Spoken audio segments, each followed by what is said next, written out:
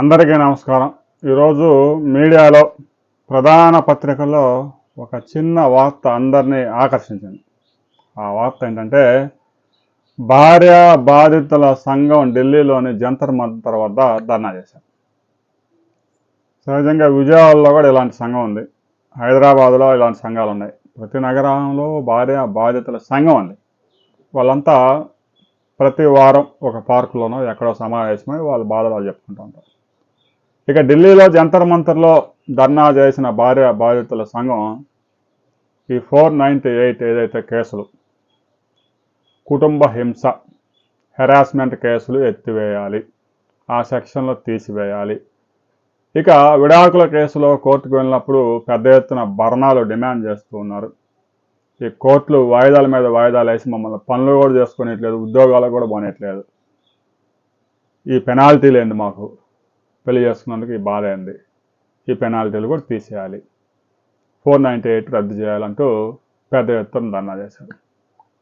ధర్నాలో పాల్గొంది కొద్దిమంది అయినా ఈ వార్త దేశంలో చాలామందిని ఆకర్షించింది. సహజంగా కొద్దిమంది ఉంటారు అక్కడక్కడ భార్య బాధితులు అంటే. సహజంగానే భార్యలనే భర్తలు వేధిస్తూ ఉంటారు, కానీ భర్తలను భార్యలు వేధించడం అనేది వెరీ రేర్ కేసుల్లో జరుగుతూ ఉంటుంది. రివర్స్లో అసలు లేవనటానికి లేదు. పర్సంటేజ్ 1000కి ఒక కేసు ఉంటుంది అలాంటి కేసు.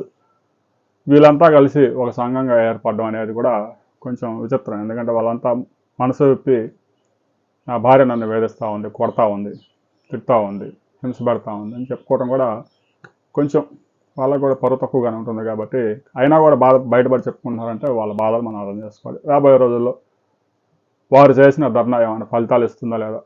సుప్రీంకోర్టు ఇప్పటికే, హైకోర్టు, సుప్రీంకోర్టులు చాలా కీలకమైన తీర్పులు ఇస్తూ ఉన్నాయి ఈ మధ్యకాలంలో. బెంగళూరులో కూడా ఒక టెకి నెలకు 2 లక్షలు 3 లక్షలు సంపాదిస్తున్న సాఫ్ట్వేర్ ఇంజనీర్ కూడా భార్య బాధపడలేక ఆత్మహత్య చేస్తున్నాడు.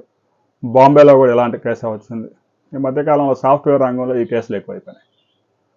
పూర్వకాలంలో అయితే సాఫ్ట్వేర్ ఇంజనీర్లు లేరు కాబట్టి గ్రామీణ ప్రాంతాల్లో అక్కడక్కడ కేసులు కనిపిస్తూ ఉండేవి, పట్టణ ప్రాంతాల్లో కూడా ఉండేవి.